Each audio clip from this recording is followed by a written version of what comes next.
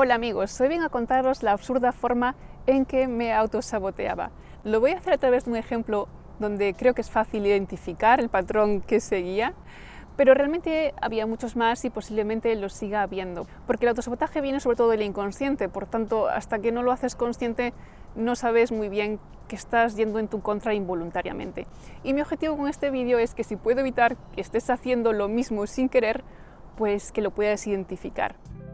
La historia es la siguiente. Yo tenía un amigo que a veces íbamos en el coche y buscábamos un sitio para aparcar. Muchas veces ocurría en un sitio que yo conocía y sabía que en ciertos lugares era muy complicado encontrar esos sitios para estacionar.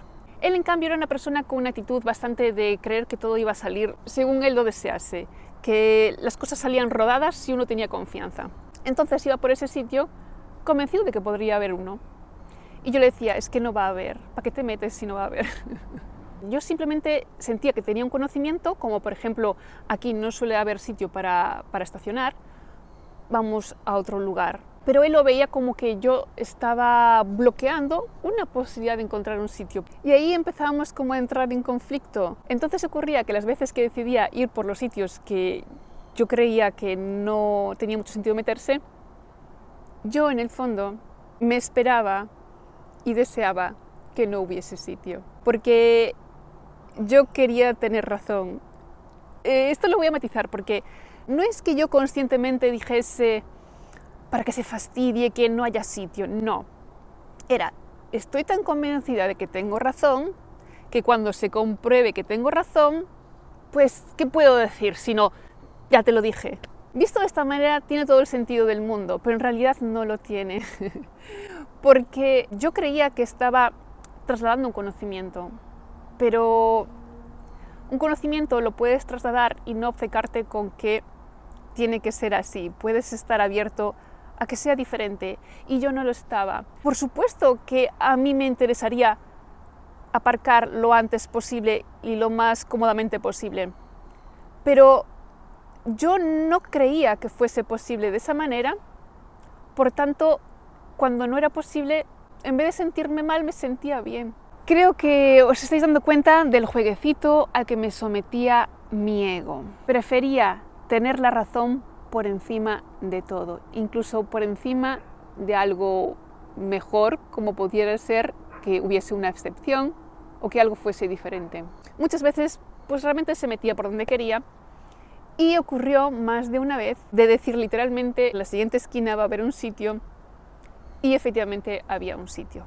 Al comprobar que esta persona, con su actitud mucho más abierta y positiva, las cosas le salían mejor que pensando como pensaba yo al menos, empecé a entender que quizás era yo la que me estaba equivocando. Entonces, todavía no cambiaba esa emoción interior, pero ya empezaba a detectarla, empezaba a ver que era bastante absurdo querer tener la razón en algo que no me compensaba tener la razón. Empecé a observar a este amigo y ver que lo hacía en casi todas las cosas. Sí que vamos a encontrar cierta cosa aquí, sí que va a pasar esto, sí que no sé qué, sí que no sé cuánto. Y poco a poco, con el tiempo, fui comprobando que en determinado momento fui yo la persona a decir sí que va a pasar esto, y otra persona, en cambio, a mi lado, no esa sino otra cualquiera, decirme no, eso es imposible. Y yo que sí es posible.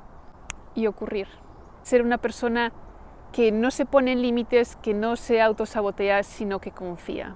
Y empecé a ver en las otras personas el mismo rol que estaba cumpliendo yo, el de falta de confianza, el de querer tener la razón por encima de todo. Y voy a poner un ejemplo de un caso que me parece incluso a un nivel más importante, porque cuando te das cuenta resulta que te estás autosaboteando en cosas muy, muy importantes: salud, dinero, trabajo, amor, etc. Yo no suelo nunca entrar en debates de Facebook ni nada, absolutamente no, porque digamos que parece como un coliseo donde la gente va allí a luchar. Pero sí que había una noticia sobre la depresión en la que una persona comentaba que había dejado la medicación y que bueno, había sido una buena decisión.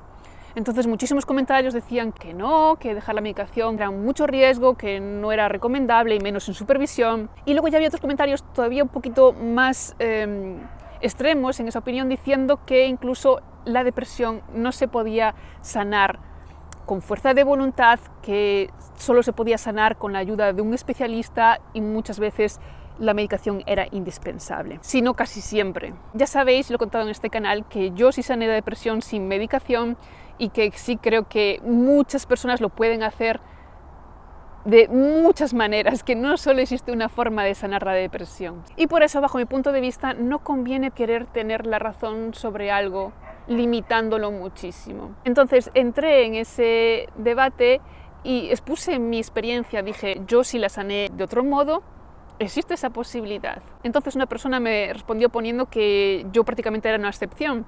Y yo pensando, pero ¿cómo voy a ser una excepción? Si fuese una excepción estaría dando ahora conferencias alrededor del mundo y haciéndome millonaria.